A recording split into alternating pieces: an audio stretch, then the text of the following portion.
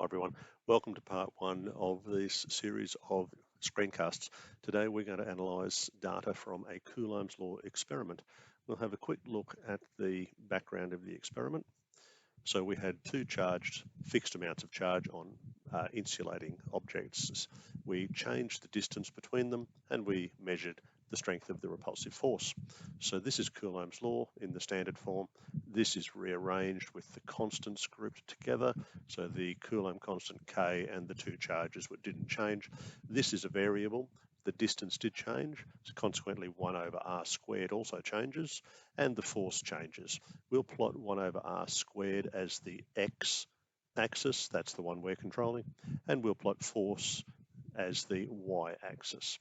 We should get a gradient equal to k times q. Let's go. So we've got fixed charges, little q and big Q. Note these are both microcoulombs.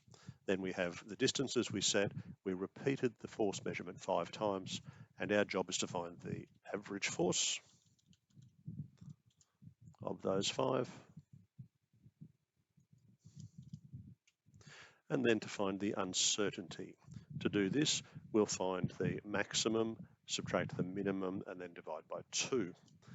So put brackets to start, then maximum of the 5 readings, subtract the minimum of the same 5 readings. There we go. Close the bracket around that subtraction and divide by 2.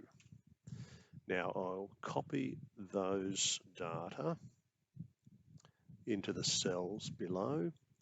I'll use paste formula there so I don't mess up my formatting. So far so good. Now I didn't want to plot distance versus force. I wanted to plot my x and y coordinate as 1 over r squared. So I'll have to perform a calculation here. I'll start with 1 divided by. Now that's my distance, but it's measured in millimeters. Divide by 1000 converts that to meters. Note the use of the brackets there to ensure that that divides first, and then I'll square that distance. That's the 1 over r squared for the first reading. Now the force was not manipulated, we just used the same value. So I'll put equals that number there. And again, I will copy those results down there. At this point, I have processed the raw data and I've got information that I can create what I expect to be a straight line graph. So I will highlight the values there in the column labeled X and Y, and up on the ribbon I go to Insert and then Scatter Chart, and I always pick the one just with the dots. Now that's probably enough for this one. Check in next time. We will neaten up the appearance of this graph and then do some further analysis. Thanks for watching.